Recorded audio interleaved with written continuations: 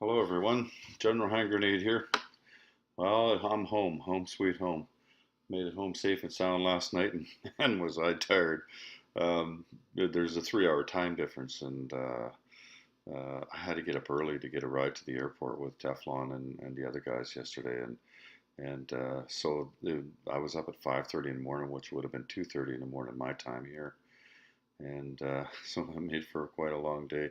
Last night I could hardly keep my eyes open. I was trying to tell my son about um, my trip and everything, and my brain was just mush. Like you probably seen Grasshopper's video yesterday, and you could see the same look in his eyes. And everybody's like that. Going to the airport, there was four of us, and man, we were all just there was nothing left of us. In the game before, or the day before, the Tuesday game, when we were playing my house rules, I did not film that at all. Because we were so tired. There was record temperatures, record high temperatures for this time of year in Toronto, and we just we just said screw it, let's just play a game.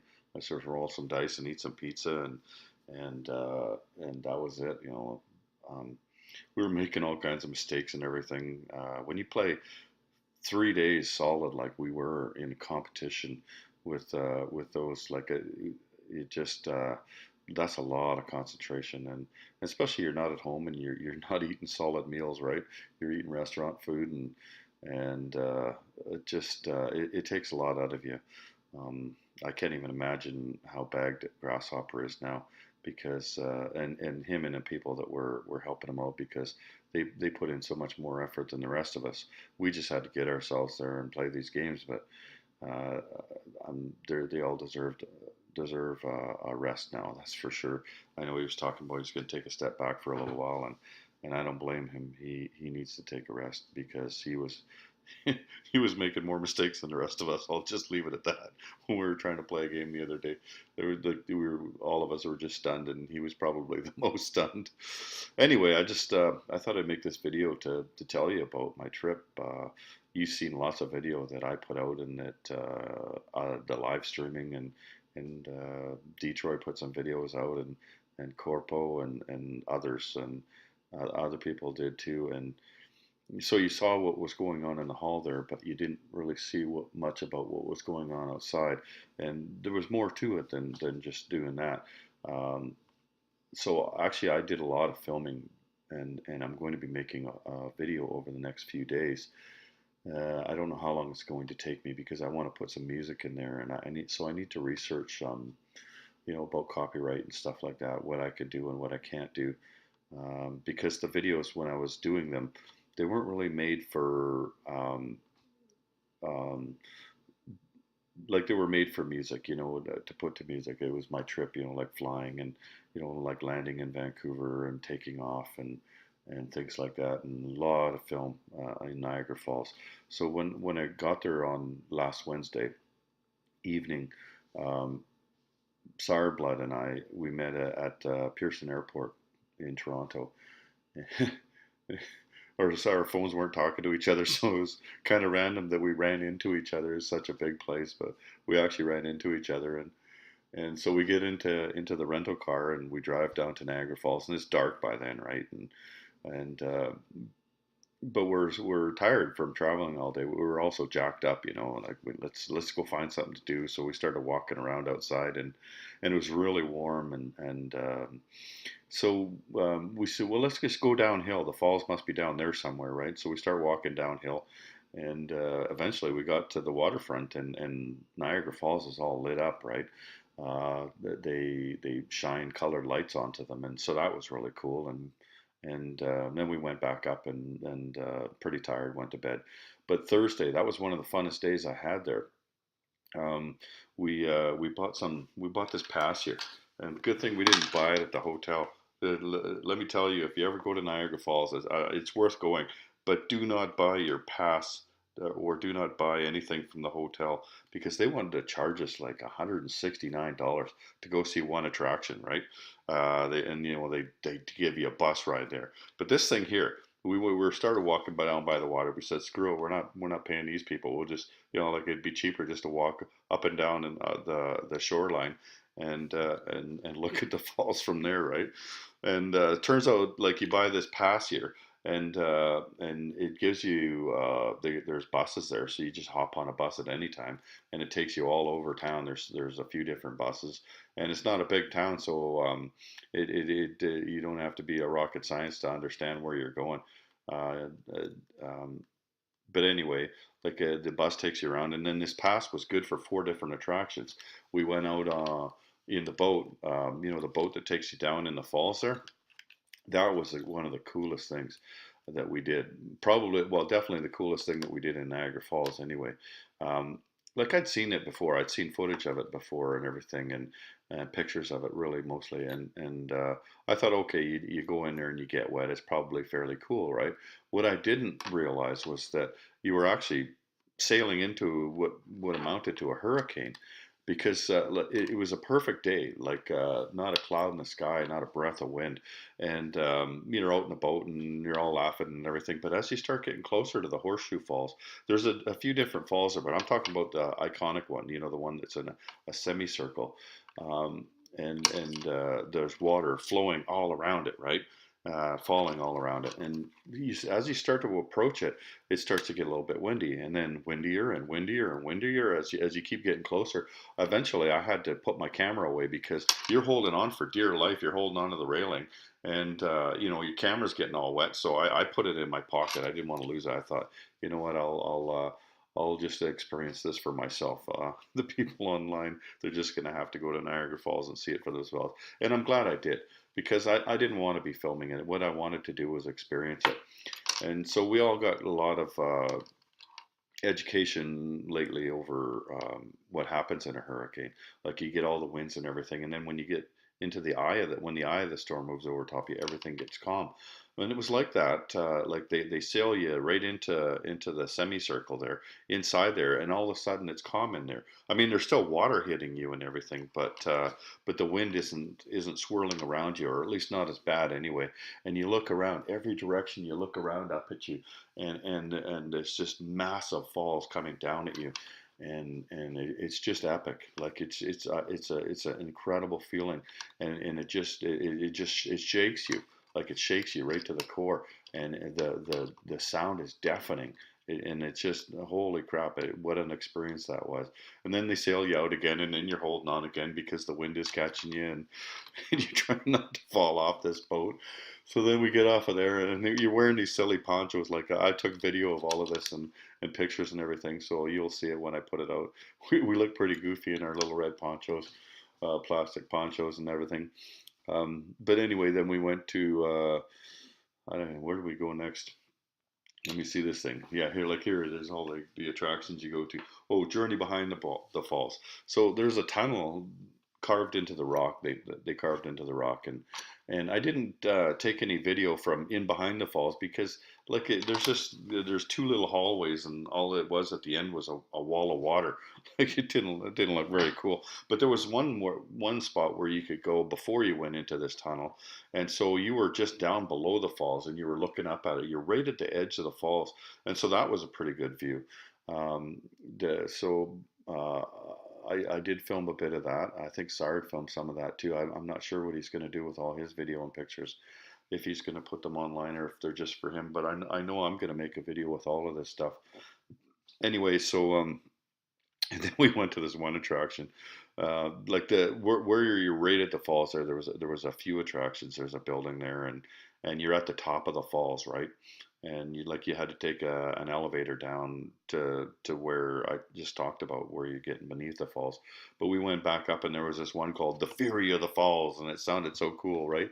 You go in there and and you're in this room with this big screen, and they had this cartoon on this list. What the hell was it? A chipmunk or something? It's going back thousands of years, right? And how the falls were created and everything. And it was sort of interesting and stuff.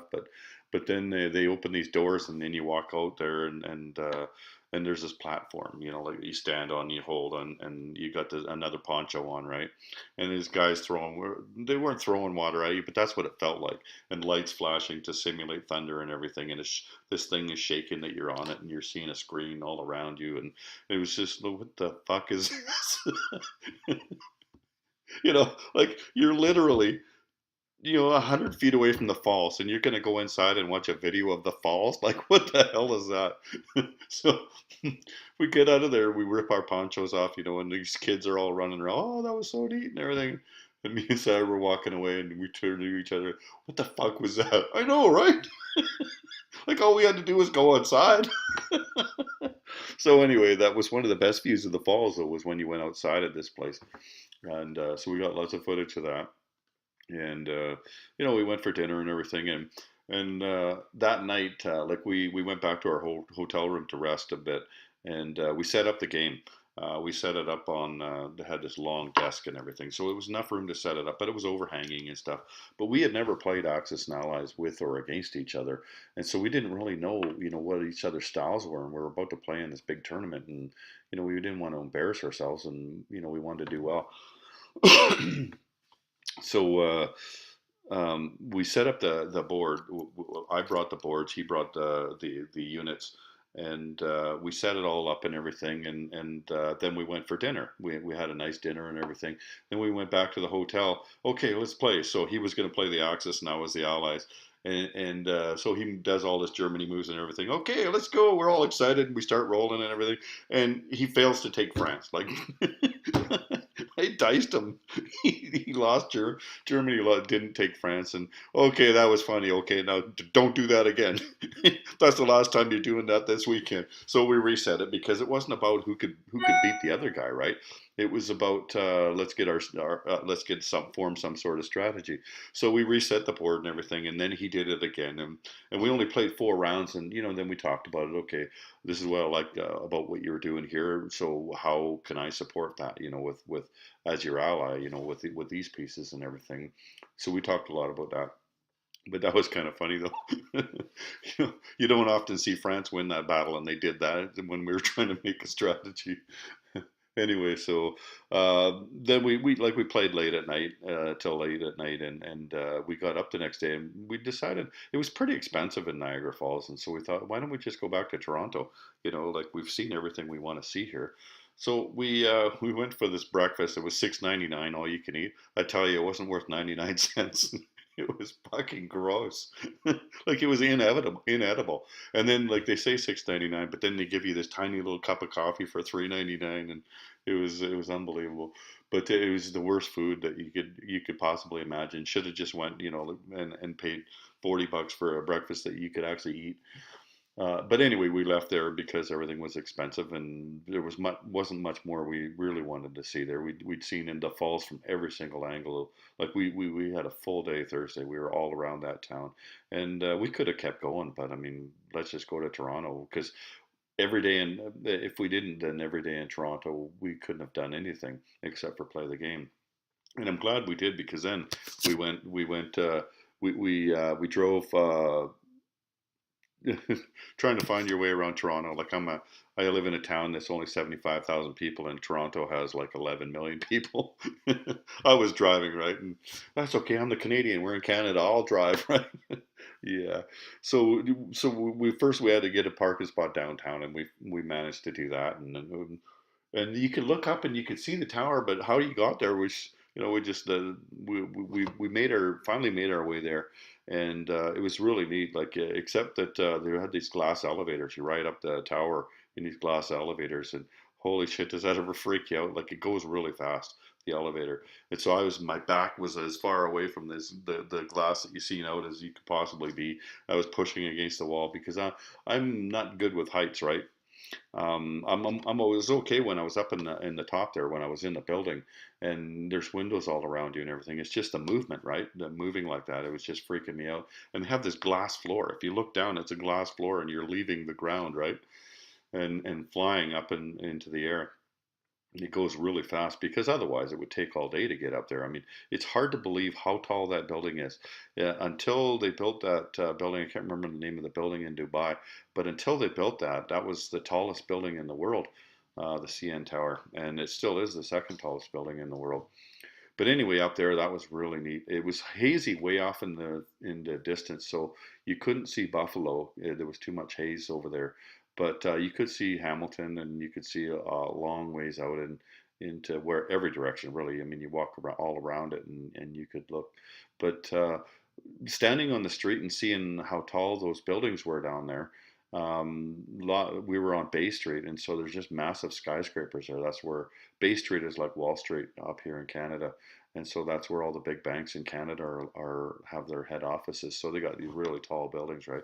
And you look up and they're massive and everything. Then you get up in the CN Tower, they look like toys. You're looking down on them. You're way up there, and so that was pretty neat. That was a neat experience. And then we had to get back out to the airport because they wouldn't let me drop my rental car anywhere but the airport, right? So we had to get out there, and I took a wrong exit or something. So I was on this was it Lakeshore Boulevard or something like that, and we're stopped, and we were hardly moving, and we're looking. We could see the expressway that we wanted to be on. It was right beside us, but we couldn't get on there. Finally, there was an exit to get on there, and it said the exit was closed. So it took us forever to get to the airport. And then there's trains there, so we had to take two trains to get to Scarborough, out near where the event was being held, because we were all going to have dinner at this pub, the Victorian Monkey, and that was the first time that Sired had ever been on a train. It's the first time I'd been on one since I was a kid, but he'd never ridden on a train before, so he was pretty excited about that.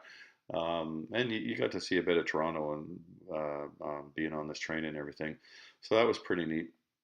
And then we were at the pub, and it was real. That was a lot of fun because all these guys were coming in that you'd seen before on YouTube, or because they were YouTubers, or they'd come in and they'd introduce themselves because you talk to them lots of times, writing back and forth, but you didn't know what the sound of their voice was like or what they looked like or anything. So people coming in, and it must have been, I'm guessing, at least 16, maybe 20 of us. And then Larry Harris came in, and we all were cheering, and everybody in the pub was going, "What the hell's going on over there?" There was these ladies that were sitting next to us, and we were telling them who we were, and this guy's from here, and this guy's from there, and they were just amazed. You guys all came here just to play a game, like Austria, UK, Prince George, like what the hell? And then Larry Harris came in, and we were all cheering and everything, and everybody in the pub, they were, holy crap, there's something special going on in that back corner over there. We all had dinner, and we all had drinks and everything, and we had fun. And then it was I was staying with Iron Stitch, him and I, and Andrew from the UK, and Gernot from Austria. The four of us were staying together for the duration of the tournament, and all really, really, really nice guys. Like, we had a really good time together. After we left the venue every night, we'd go and we'd get some dinner, and then go to bed as soon as we got home. Like, we were so bagged, right? And then get up, and we'd all travel in together, and rinse and repeat the next day, right? And the next day, and the next day. So we had a good time together, the four of us, and like the one morning, Monday morning, the traffic was a lot worse because it's, the weekend it's not bad, but on Monday everybody, and it's rush hour, so we're getting there, and all of a sudden the traffic is stopped, and it's just, a sea of lights in front of you, and Iron Stitch goes, "That's no problem. We get around this," and he whips down a side street, and we seen Desert Admiral just before that, so we picked him up. He was standing on the side of the road, wondering how he was going to get there. He was waiting for something, and so Iron Stitch, he took us down a bunch of side streets and everything, and boom, we pull in off the side street, and we're there. I guess there was construction going on that main road that we were on, Kingston Road, I think it was called, and so that's why they was stopped. And so if it wasn't for him, then we would have been late that day. That was the day of the finals. And as far as the competition itself, it was really, really special because we were all in one room, and it was just us. Like, we weren't at a convention where we were off in one corner of the Axis and Allies guys, right? It was nothing but Axis and Allies there. And War Room, of course, like in the middle, right in the middle, there was a big table where War Room was set up, and all around were the fantastic tables that Iron Stitch and Grasshopper had built, and they were set. Those were just tabletops, and they were set on top of tables that belonged to the Legion, and all the boards were set up and everything when we got there. Um, but it was neat though. Like it would have been cool just the four of you there, playing a game. But there was 10 tables, so you could walk around and see all the different strategies that were going on, and everybody there was. My screen just disappeared on me. I forgot that was going to happen. Anyway, everybody was there. Um, that was there was a good player. There was some people that were better than others, of course, but everybody was an accomplished player in their own right. Even the people that were in the hobbyist division, they were pretty good players. Um, like as good as most of the people that you play wherever you are. Um, and there was no really scientific way of telling who should be in each division. It was just whatever division you signed up for, right? But yeah, like there was lots of good players there and lots of good teams, and everybody took it seriously, but not so seriously that we were arguing about it. Like the if you had made a move and some guy, oh, you can't do that. That's an illegal move. Oh, what? And so you'd work it out, right? And I'd get called over a lot, or Grasshopper would get called over. They think because you got a YouTube channel, you must know all the rules, right? So they bring you over and they'd ask you, and they, well, how the fuck should I know? Go find a rule book, right? Usually you could answer the question, but and Gargantua was good with the rules too because he's been playing it for so many years and he's played so many games, him and Variants both, and so they were able to help out with a lot with the rules. But but yeah, like everybody, if that was the rule, that was the rule, and there was no argument about it, and nobody got mad at each other or anything.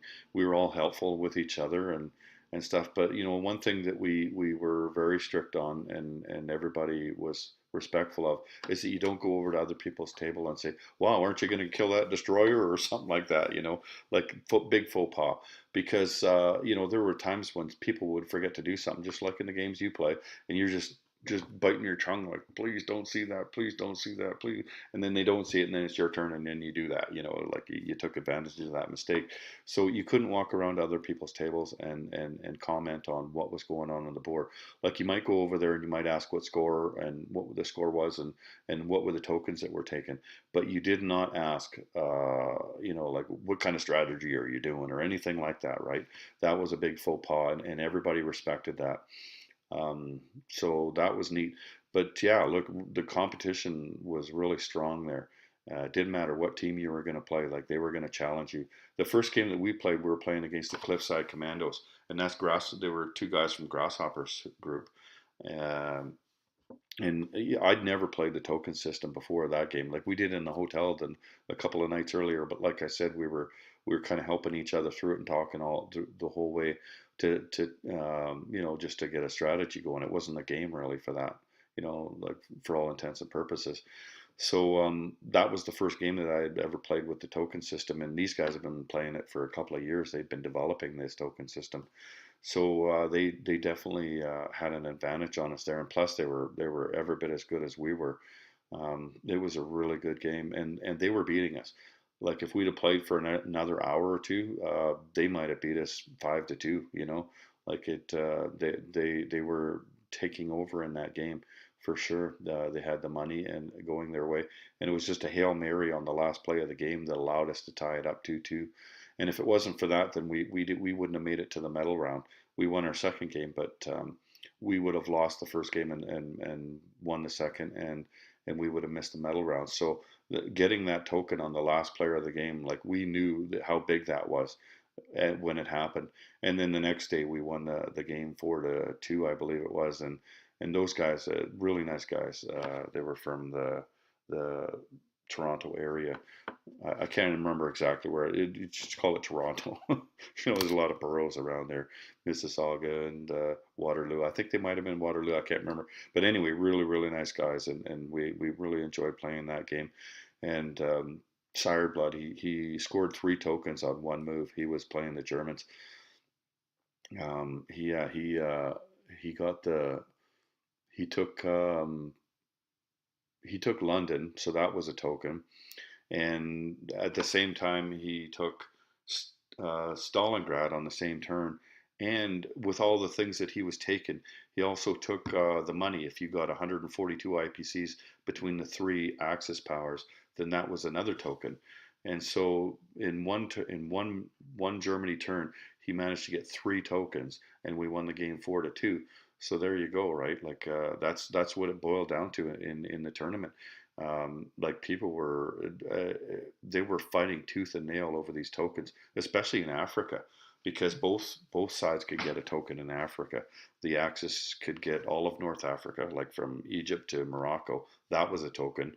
Or the Allies could get, you had to get every territory except for the strict neutrals in Africa, and that was a token for them. And so that was hard fought on every table, that Africa token. Um, and everywhere, like everything was fought over, all of these places where there were tokens being handed out. um, but one of the things that was evident to everybody there by the end was how much better of a player that they were, and for having played all those good players, and not just playing on your board and playing, but there was all these games going on around you, and so you had the time to walk around and you could see, oh geez, I've never seen that before. You tried not to say anything because you're not allowed to, right? But man, just watching these people and watching the moves that they made and everything, and you think, ooh, I'm gonna try that. So I got lots to make videos of in the future. Things that I've seen going on, and strategies and stuff like that. But yeah, everybody there got to be a better player, and the less experienced you were, the more you were going to learn. So the good players, like even the best team there, and they were by far and away the best team. The people that beat us in the finals, they beat us 7-0. They were by far the best team. I'm sure they learned something there. You know, you couldn't help but with 10 tables going on like that for 3 days, you couldn't help but learn more about the game. Even if it was just one thing that you learned, you were going to learn something. And me, I learned a lot, an awful lot. Not just about the token system, because the game was just a regular game. It's just a regular game at G40, but the tokens were just a way to score the games because you needed a result in that game. But yeah, like it was such an amazing experience, just the competition itself.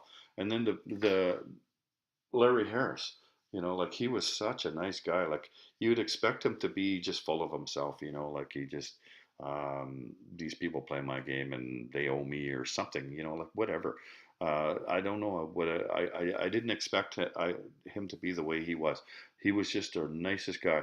Like if you approached him and started talking to him, he just shut everything else out. He just blocked everybody, and he had a conversation with you for as long as you wanted to have that conversation. He'd answer every single question you had, and he'd give you a long-winded answer. Like if I had more time to interview him for the camera, I would have. But like I was playing a game at the same time, and it's not just that I had to go and roll my dice or whatever. I had to be there for my partner too, because when his turn was there, it was important that the two of you work together to prevent mistakes, because one mistake meant the difference between a win and a loss in that. When you were playing with the tokens, one mistake would have been loss of a token, whether you failed to take one or whether you gave one up. And so you needed to be there for the most part. And so the video that you seen was, there wasn't much more that I wanted to be doing than being at my own table and trying to win those games. But yeah, otherwise I would have interviewed Larry for longer. He was a fascinating person, and very warm and engaging. Like I said, he would answer any question you had, and everybody felt the same way. It wasn't that he was treating me better or Grasshopper better or somebody. He didn't just take a liking to one person. He was he took a liking to everybody that was there, and he had time for everybody. And one of the best moments of the whole tournament was when Detroit and Grasshopper and Sireblood presented him with the gift on behalf of the community. It was Detroit's painted German pieces and Sireblood's Germany box. Um, his handiwork. he's a master cabinet maker back home in Los Angeles, and so he does a really good job. Everybody knows about him and his customizations. But when Larry got it, it looks like he was choked up. You could tell. Like you could almost tell on the video. You could sort of see it, but when you were there and seen his body language and got a sense of the feeling in the room, like I don't want to speak for him or anything, but I would venture to say that perhaps that was the highlight of his career. That it was that tournament because like all the conventions he would have went to in the past wouldn't have been a dedicated Access and Allies tournament.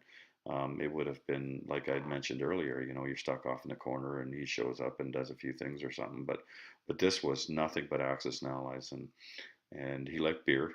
So if you'd go buy him a beer and bring it over and give it to him, and he'd oh hey great, he'd hug you and sign anything you wanted signed and talk to you and everything. And yeah, what a great guy. Here, this is what I got signed. I wish there was no way I was going to take my map on an airplane or something. But he signed a lot of maps, like Iron Stitch. He took his map down there just to get it signed, and then took it home again. But I got a Europe rule book, and he signed it for me. That's so cool. And I was thinking of ordering a new Europe rule book because there's been some updated rules in there. So now I've got the updated Europe rule book, and I don't have to buy that. And it's signed by Larry Harris. So how cool is that? What else did I get? Let me look around. Okay, there's this thing here. That's there you go. That's what you get for coming in second place. That's the silver medal. But they're on dog tags, right? So these are dog tags, and I'm gonna put a chain on there and hang it up in my war room. And this is something I made beforehand, before I got there, a couple days before I went, so that you could strategize. I just the same map file that I had printed off. I had it printed off small, so that you could point to it with your teammate, and the other guys couldn't see what you were doing.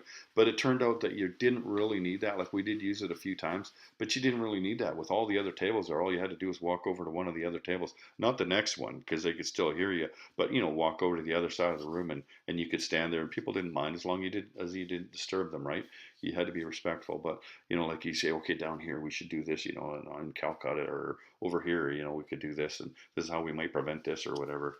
Like there was a lot of that going on. You just walk over to another table and do that. I did come home with some of Sired's hit dice. Probably seen this video about that. And I didn't realize how cool it was going to be, these hit dice. Like you had the 4 different colors. So here, let me just show you. So the white ones are ones. So there's only one dot on that dice. And then you got the red dice, and that's 2s. There's only 2 dots on the dice. And then the blues were 3s. Took me a while to memorize all this. Blues were 3s. There's 3 hits on that dice. And then the greens are 4s, right? And then like if there was a strategic bombing raid or something, there's lots of dice around, so that you could roll a 6-sided dice if you needed to do that for whatever reason, you're right. Convoys and stuff like that. But anyway, what was cool, what I hadn't considered with these is that, so you got a big handful of dice, right? You got a big attack going on. You got all these 1s and 2s and 3s and 4s, and then you roll them, and then it was easy to count them up. You could just see all your hits. But what I really liked about them is that they rolled their dice too. And say you had 5 hits, well, you take off, if you had 4 1s, you take out 4 1s and 1 red one, right? And then you just picked up your dice and you rolled them again. You didn't have to go over there. Okay, how many 2s do I have? How many 3s do I have? You already knew because you had the dice in your hand. You just had to take out your casualties, right? You just took your casualties out. Okay, now that's what I got left, and so that sped the game up too, right? So I recommend these hit dice. And while we were there, he got a message. He had 1,000 of them delivered to his house. So he'll be making more. Go to a Sired Bloods channel if you want some of these hit dice. I highly recommend these hit dice. Such a great thing to have. Like I wanted them for a long time, but like I said, I didn't realize how much better they were than they are, just for that reason, where you just take out the casualties and then keep rolling. Anyway, so what else have we got? Oh, the game. I think I told you about that. I can't remember. My brain is mush today. the game we played with my house rules. It wasn't much of a game. Like we were all so tired, and I didn't film it. I didn't even take a picture that day. I wasn't even gonna put pants on. I was gonna stay in my pajamas, but I was being nice to everybody. I put some pants on, but I didn't wear socks. I never left the house that day. Uh, we were playing the game at Iron Stitch's house. He was at work, and and we were having company. Me and Gernot and Andrew and so Grasshopper came over and Teflon came over and Terry uh, he came over later and we just played a game. We played a game and ate some pizza and everybody liked my rules, which was good. But we didn't get very far because we were so busy visiting with each other and everything, and we weren't really taking the whole thing seriously. We were just having fun and but yeah, everybody liked the units that I had and the rules that I had and everything, and it gave them ideas and how they would like to do it. Grasshopper, he loved the heavy tanks.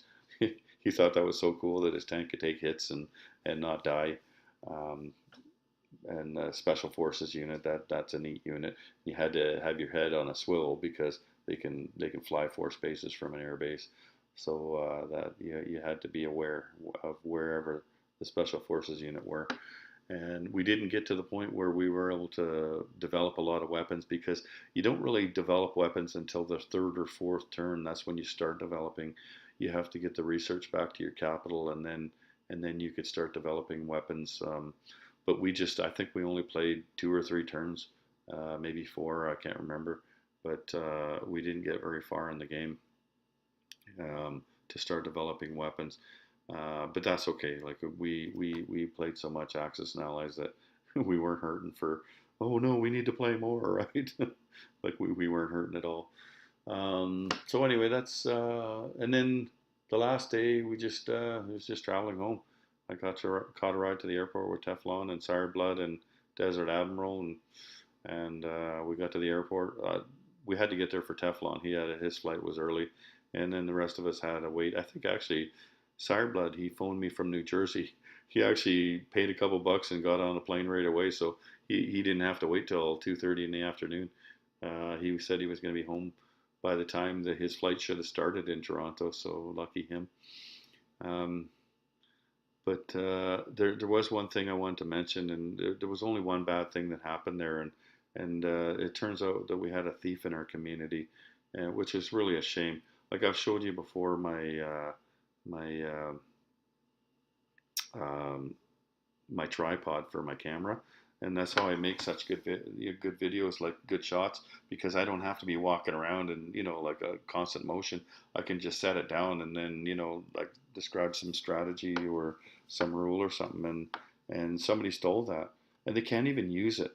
Like it connects to my camera. You have to have that camera case in order to use the tripod, and somebody stole that on me, and they stole something from Sire Blood, and they stole something from Pink Panzer. Like Pink Panzer had a Europe rule book. He kept every time he did something cool, whether he shot down a plane or he got a token or something, he'd yell "Banzai!" And so he had Larry sign his book "Banzai," his Pacific rule book, and somebody stole that. Like, why would somebody do that? Like, what kind of an asshole does it take? And if you're watching this, all I can say is fuck you. Like we were all having fun there, and you had to come there and you had to ruin it for people. That was the only bad thing that happened there. You were the only bad thing that happened there, and it will catch up to you. I'm old enough now where I've learned in life from either any of my mistakes or the mistakes of the people around me that all of that comes back in spades. When you act with dishonor like that, when you dishonor yourself like that, that it only comes back in spades, and it's going to come back and it's going to bite you in the ass. There was no need for you to steal stuff from everybody else there.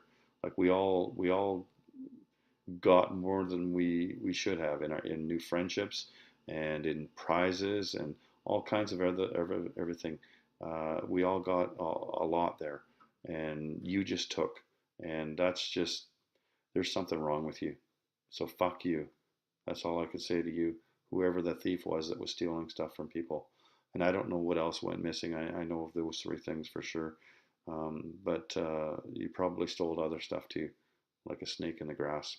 Anyway, I don't want to make this about, like, it wasn't a bad trip, and it didn't leave a bad taste in my mouth or anything. But the good things that happened by far outweighed that one bad thing that happened. So I don't want to make this video about that, but I did want to mention it, that there is one bad person in our community that deserves a kick in the nuts. Um, so anyway, as far as the last thing I just want to do is to thank people. Um, for sure, I want to thank the winners, Gargantua and Variance. They were kind enough after we played the gold medal game to sit down with us and talk to us about what had happened during the game. And like it would have been inappropriate to tell us what kind of mistakes we were making during the game, because you're trying to win the game, right? And so, but they were kind enough to sit down and have a beer with us after the game and talk about what we could have done differently. They weren't necessarily mistakes that we made. They made just as many mistakes as we were, but they were better at capitalizing on things than we were. I'm not going to explain all the things that they said to us. Those are some videos that I might make in the future. But yeah,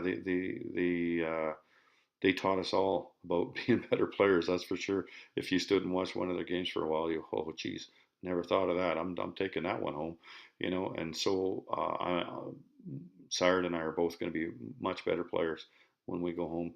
Not because of just watching, because like like they'd sack Calcutta, and we thought, well, geez, there's nothing I could do about that. Well, but he would sit, he would explain to us, this is what you might have been able to do in order to prevent that.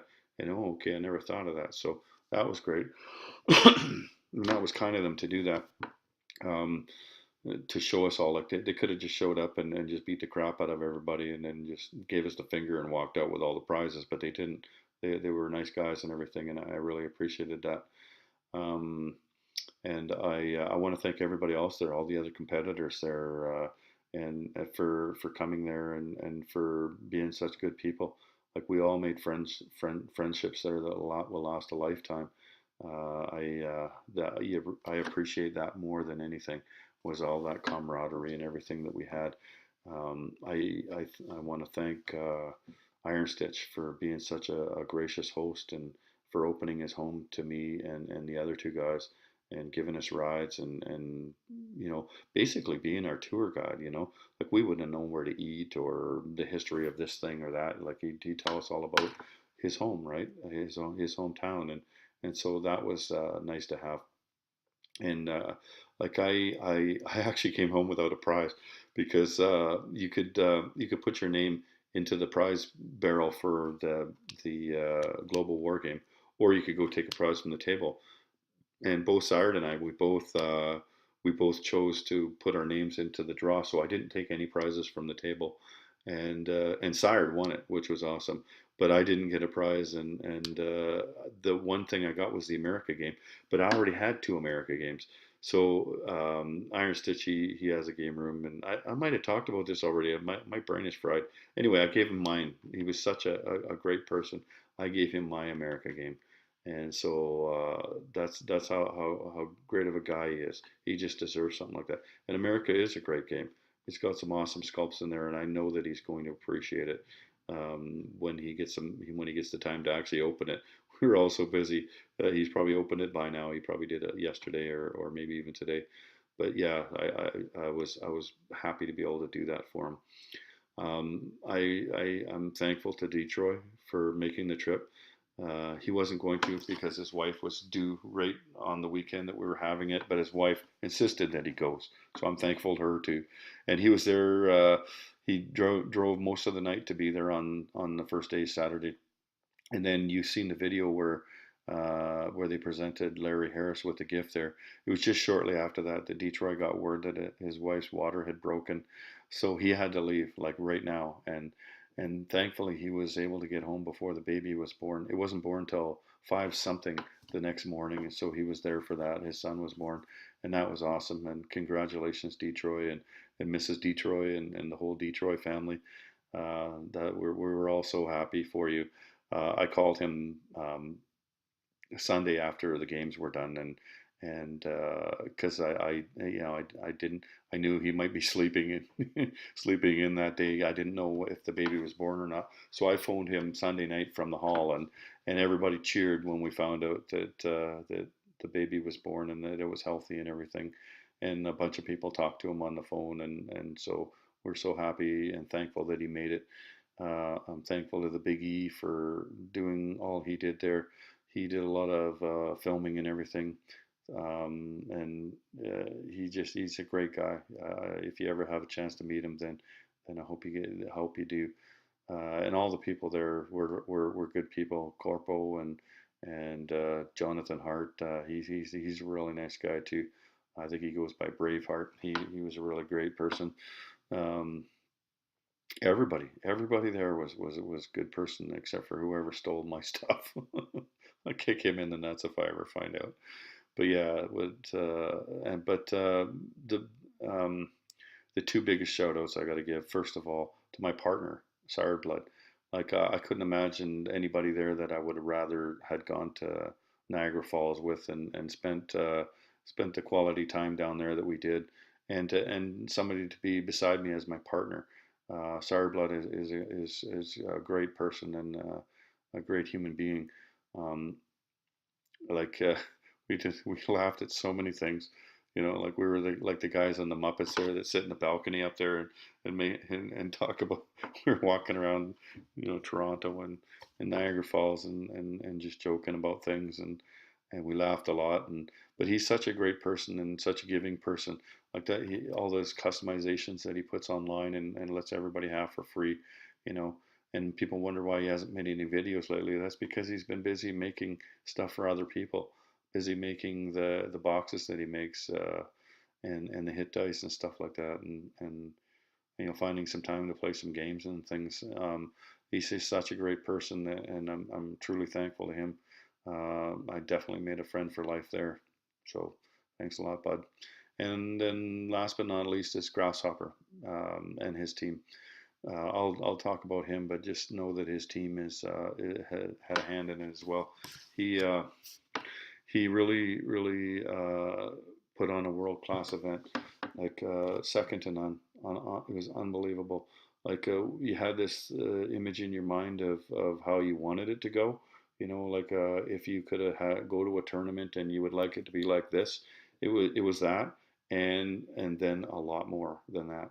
Like it was more fun and more well organized and everything than you thought it was going to be. Uh, and everything turned out better than you thought it was going to be, except for winning. I mean, you always want to win a tournament when you go into it, right? But other than that, like everything was just first class, top notch. They helped, like I stayed with one of his bunker mates. Like he set me up with Iron Stitch, and I had a place to stay and everything, and they helped you get around. And they got this restaurant across the street which gave us all 10% off our food. Good food too. Wimpy's was a good place to eat. Lots of a big menu, so you didn't have to eat the same thing over and over again. But they thought of everything, absolutely everything, and they made you feel like that they were the ones that were grateful that you were there, and clearly you were the one that was grateful that they had done all this for you. But yeah, they did everything for us, and man, like I hope he takes some time off. Just don't worry about people's card decks. Don't worry about other things. Just go and you know go rest for a while and go get reacquainted with your wife and your people who you work with and stuff like that. Because I know that you put so much into this and you did such a great job. That just like kudos to you, buddy. I know that you're going to be a friend for life as well, and I'm proud to be your friend. We must have talked for dozens of hours on the phone, between the time that we first talked on the phone and the time when I went to this tournament. And so meeting you in person was truly an honor. And if you ever need me for anything, I'll be there for you, bud. But yeah, world class event. That's all I can say. World class. You pulled it off. You had this image in your mind of what you wanted to do, and you pulled it off. And we're all proud of you. So thank you, and thank every member of your team, all the people that helped out along the way, everybody who contributed, historical board gaming for all the prizes that they sent in, and all the people who contributed financially, or just helping along the way with anything big or small. Kudos to you, buddy. Anyway, so I'm gonna make that video over the next few days. Gotta go get some groceries, and I don't know. I gotta rest too. Like I'm so tired. But I'll get that video out as soon as I can, and you'll be able to see some of the behind the scenes stuff that you didn't get to see on the tournament videos.